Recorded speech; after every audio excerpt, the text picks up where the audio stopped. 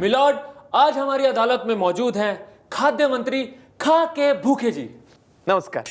देखिए मंत्री जी, आपके ऊपर सबसे पहला इल्जाम यह है कि जब से आप खाद्य मंत्री बने हैं तब से खाद्य पदार्थों की कीमतें कुछ ज्यादा ही बढ़ गई हैं। अरे बाबा, ये तो अच्छी बात है। अभी भारत देश गरीब देश नहीं है। हमारे देश के लोग पहले 20 रुपए किलो दाल खरीदते थे, अभी 100 रुपए किलो दाल खरीद के खाते, तो तरक्की हुआ ना। देखिए, आपके ऊपर यह भी इल्जाम है कि गरीबों में जो अनाज बांटा जाता है उसका 50% रास्ते में ही चोरी हो जाता है। वो कैसे? आपका मालूमात बराबर नहीं है। अपने देश में 60% अनाज गोडाउन में चोरी हो जाता है, तो 100% में से 60% गया, कितना बचा? 40%।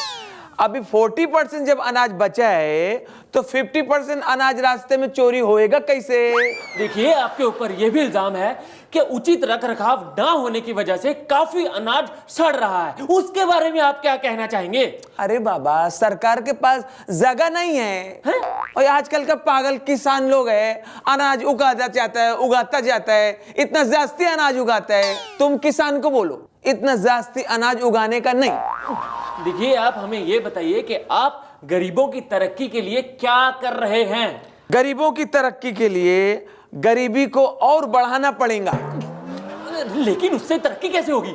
अरे बाबा, अमीरों को उनकी तरक्की के लिए उनका धन दौलत प्रॉपर्टी बढ़ाना पड़ता है ना, वैसे ही गरीबों को उनकी तरक्की के लिए उनका गरीबी बढ़ाना पड़ेगा। और मैं वादा करता है उनका गरीबी मैं बढ़ा के देगा। मिलॉर्ड, आज हमारी अदालत में मौजूद हैं एक छिछोरा प्रेमी। काला कोट। देखो, तुम्हारे ऊपर सबसे पहला इल्जाम यह है कि तुमने अपनी प्रेमिका से यह वायदा किया था कि तुम उसको कुछ ऐसा दोगे जो उसको कभी किसी ने ना दिया हो, लेकिन तुमने उसको ऐसा कुछ भी नहीं दिया। अरे वो एड़ी झूठ बोल रही है। अरे मैं तो कभी का दे दिया भाई। क्या? धोखा। देखो, तुम्हारे ऊपर यह भी इल्जाम है कि तुम्हारी एक प्रेमिका है पिंकी, लेकिन उसके रहते हुए तुमने किसी और लड़की से भी प्यार किया। उसमें कौन सा रॉन्ग है? मैं तो सिर्फ इंसानियत के रास्ते पे चल रहा हूँ। वो कैसे? अरे बाबा, सिंपल है। अपने बड़े बुजुर्ग लोग बोल के गए, प्यार बांटते चलो, प्यार बांटते चलो, वही बांट रहे लोग। देखो, तुम्हारे ऊपर यह भी इल्जाम है कि तुम्हारे आज तक जितने भी अफेयर रहे हैं, तुम्हारी सारी की सारी गर्लफ्रेंड्स ने तुम्हारे ऊपर यह इल्जाम लगाया है कि उन्होंने आज तक तुमसे जो भी मांगा है तुमने उन्हें नहीं दिया। एड़ा, अरे झूठ काय को बोल रहे है? हाँ, मेरी जो जूनी आइटम थी ना, एक दिन मेरे से कंटाल के बोली मेरे को जहर मांगता है, जान देने का है। मैं ताबड़तोड़ उसको जहर दिया। ऐसा में सॉलिड प्रेमी है। मिलॉर्ड, आज हमारी अदालत में मौजूद हैं एक umpire wicket Singh ji. Hello जी। देखिए, आपके ऊपर सबसे पहला इल्जाम यह है कि जब भी शोएब अख्तर बॉलिंग करवाने के लिए एकदम तैयार होता है तो आप अपनी जेब से हरा रुमाल दिखा दिखाकर उसको डिस्टर्ब करते हैं। अब कमाल दिगल है। सबको पता है शोएब अख्तर का नाम रावलपिंडी एक्सप्रेस है। अब ट्रेन चाहे इंडिया की हो चाहे पाकिस्तान की हो, बगैर हरी झंडी दिखाए चलती है।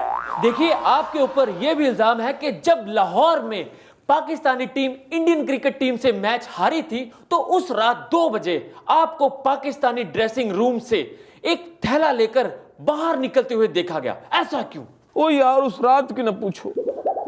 होटल वाले ने खाना देने से मना कर दिया, कहने लगे पाकिस्तानी टीम हारी है, खाना नहीं है। मैं बड़ा परेशान यार, भूखा आदमी क्या करे। मेरे को आइडिया आया, मैं सीधा पाकिस्तानी टीम के पास गया। उनके पास तो पब्लिक के फेंके हुए बड़े अंडे टमाटर जमा हो गए थे, है जी। मैंने उसी में से निकाल लिए, आमलेट बनाया, खाया, बोलो जी मेरा काम हो गया।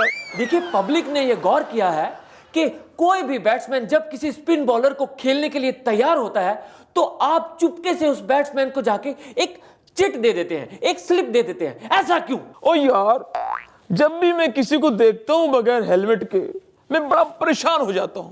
मैं फौरन से फौरन उसकी रसीद फाड़ देता हूं।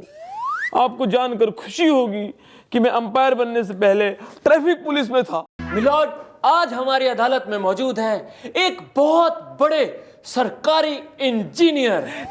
नहीं नहीं, आप हमें यह बताइए कि आप कैसा महसूस कर रहे हैं। बस भाई साहब घबराहट हो रही है। देखिए, घबराने की कोई जरूरत नहीं है, आप इस वक्त अदालत में हैं, एकदम सेफ हैं।